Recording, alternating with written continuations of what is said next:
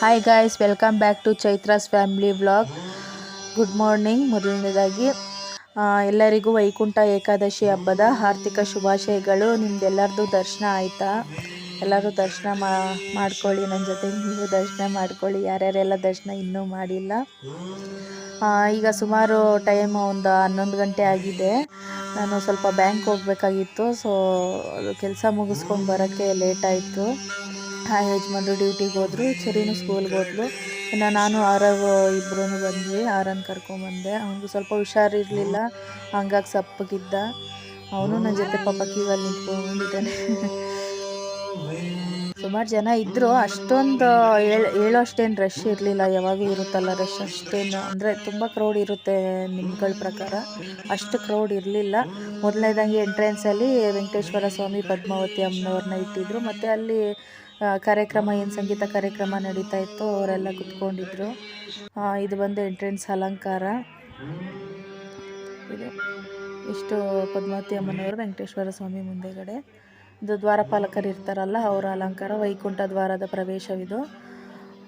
ವೆಂಕಟೇಶ್ವರ ಸ್ವಾಮಿ, ಪದ್ಮಾವತಿ, ಲಕ್ಷ್ಮೀದೇವಿನ ಉಯ್ಯಾಲೆಯಲ್ಲಿ ಇದು ಜೋಲಿಯಲ್ಲಿ ಹಾಕಿರ್ತಾರಲ್ಲ, ಅದು ಅಲಂಕಾರ ಆಗಿತ್ತು.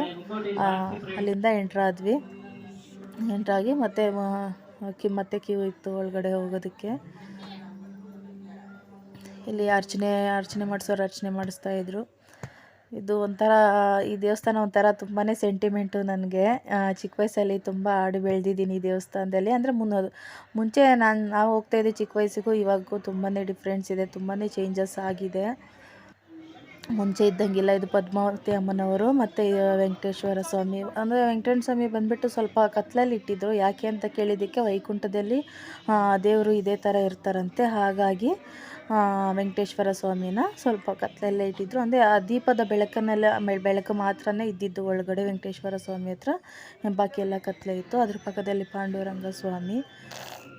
ಅದಾದಮೇಲೆ ತದನಂತರ ಕೆಳಗಡೆ ತಲೆ ಮೇಲೆ ಇಟ್ಟು ಆಶೀರ್ವಾದ ಮಾಡ್ತಾರಲ್ಲ, ಅದು ಮಾಡ್ತಾಯಿದ್ರು. ಲಡ್ಡು ಕೊಟ್ಟರು.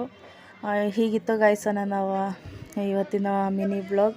ನಿಮಗೆಲ್ಲರಿಗೂ ಇಷ್ಟ ಆಯಿತು ಅಂತ ಅನ್ಕೋತೀನಿ. ಇನ್ನೂ ಯಾರೆಲ್ಲ ದರ್ಶನ ಮಾಡಿಲ್ಲ, ದಯವಿಟ್ಟು ಬೇಗ ಹೋಗಿ ದರ್ಶನ ಮಾಡಿ ಅಂತ ಹೇಳ್ತಾ, ನನ್ನ ಚಾನಲನ್ನು ಇನ್ನೂ ಯಾರ್ಯಾರು ಸಬ್ಸ್ಕ್ರೈಬ್ ಮಾಡಿಲ್ಲ, ದಯವಿಟ್ಟು ನನ್ನ ಚಾನಲನ್ನು ಸಬ್ಸ್ಕ್ರೈಬ್ ಮಾಡ್ಕೊಳ್ಳಿ. ಪ್ಲೀಸ್ ಲೈಕ್ ಮಾಡಿ, ಶೇರ್ ಮಾಡಿ, ಕಮೆಂಟ್ ಮಾಡಿ. Thank you everyone. ಮತ್ತೆ ನೆಕ್ಸ್ಟ್ ಬ್ಲಾಗಲ್ಲಿ ಸಿಗೋಣ. ಅಲ್ಲಿವರೆಗೂ see you, take care, bye.